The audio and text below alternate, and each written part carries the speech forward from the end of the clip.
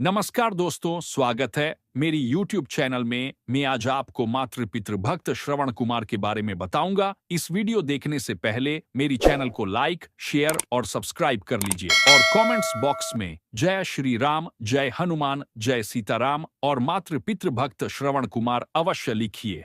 श्रवण कुमार कौन थे? श्रवण कुमार का नाम उनकी मातृ पितृ भक्ति के कारण जाना जाता है। वह अपने अंधे माता पिता के इकलौती संतान थे। एक बार जब वह अपने माता पिता के लिए जलाशय से जल लेने के लिए गए, तब राजा दशरथ के एक बाण के कारण उनकी मृत्यु हो गई थी। जब भी बात माता पिता की सेवा करने की आती है तो श्रवण कुमार का नाम सबसे पहले आता है। श्रवण कुमार की कथा। यह बात त्रेतायुग की है, जब भगवान राम के जन्म से थोड़े समय पहले श्रवण कुमार नाम का एक लड़का था। श्रवण कुमार के माता पिता अंधे थे, इसलिए उन्होंने बड़ी ही मुश्किलों और कठिनाइयों से लड़ते हुए श्रवण कुमार को पाला था। इसलिए जब श्रवण कुमार लायक हो गए, तब वह अपने माता पिता की सेवा करने लगे। एक बार श्रवण कुमार के माता पिता ने इच्छा जताई कि वे तीर्थ धाम की यात्रा करना चाहते हैं। तब श्रवण बांस की दो बड़ी बड़ी टोकरियां लेकर आए और उन्हें बीच में एक मजबूत लकड़ी से बांध दिया। इस तरह वह एक तराजू की तरह बन गया, जिसमें उन्होंने एक टोकरी में अपनी माता को बिठाया था तो दूसरी टोकरी में अपने पिता को बिठाया और लकड़ी के बीच मैं अपना कंधा लगाकर उठा लिया और अपने माता पिता को तीर्थ धाम की यात्रा पर लेकर चले गए। जब लोगों ने यह देखा कि एक पुत्र अपने अंधे माता पिता की किस तरह सेवा कर रहा है, तो उनका नाम मातृ पितृ भक्त श्रवण के रूप में प्रख्यात हुआ। श्रवण हर रोज काम करने के लिए घर से निकल जाते थे। इसके बाद वह जंगल से लकड़ियां काटने के लिए जाते और अपना चूल्हा जलाने के लिए लकड़ियां जंगल से बटोर कर लाते। उसके बाद चूल्हा जलाने के बाद वह अपने माता पिता के लिए खाना बनाते।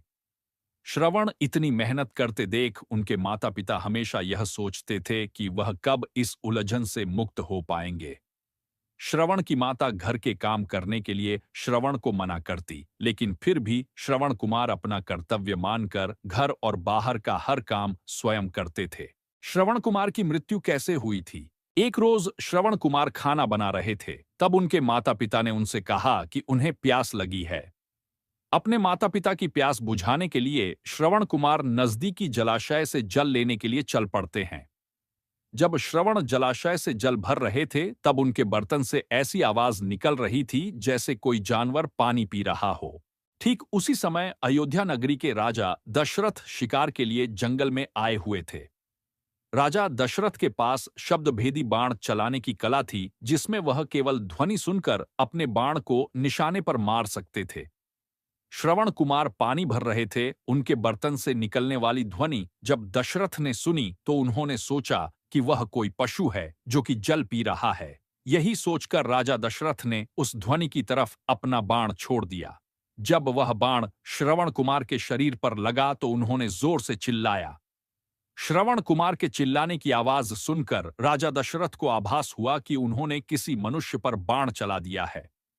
अपने घोड़े से उतरकर राजा दशरथ तुरंत उस जगह पर पहुंचते हैं जहां पर श्रवण घायल अवस्था में पड़े थे। राजा दशरथ को अपने किए पर ग्लानि महसूस होती है और वह मन ही मन बहुत दुखी होते हैं और श्रवण कुमार से क्षमा मांगने लगते हैं। श्रवण कुमार उन्हें धीरज बंधाते हुए कहता है कि महात्मा, आप जो भी हो, मेरा केवल इतना काम कर दीजिए। मेरे माता पिता अंधे हैं तथा वह नजदीकी कुटिया में मेरी प्रतीक्षा कर रहे होंगे। आप यह जल ले जाइए और उनको पिला दीजिए। यह कहकर श्रवण अपने प्राण त्याग देते हैं। दशरथ को मिला था पुत्र वियोग का श्राप। अपना मुख शर्म से नीचा करके राजा दशरथ श्रवण कुमार से वह जल का पात्र लेकर उसके माता पिता के पास पहुंचते हैं। वहां पहुंचकर जब राजा दशरथ उन्हें जल पीने के लिए कहते हैं, तब वह दोनों उनसे पूछते हैं कि उनका बेटा श्रवण कहाँ है। तब मन में दुखी होते हुए गिलानी से भरपूर राजा दशरथ उन्हें सारा वृतांत बताते हैं कि वह उनके अपराधी हैं तथा उनके भूल के कारण उनके पुत्र श्रवण कुमार की मृत्यु हो चुकी है। अपने इकलौते पुत्र की मृत्यु की खबर सुनकर दोनों माता पिता बुरी तरह से रोने लगे। रोते रोते श्रवण कुमार की माता ने अपने प्राण त्याग दिए।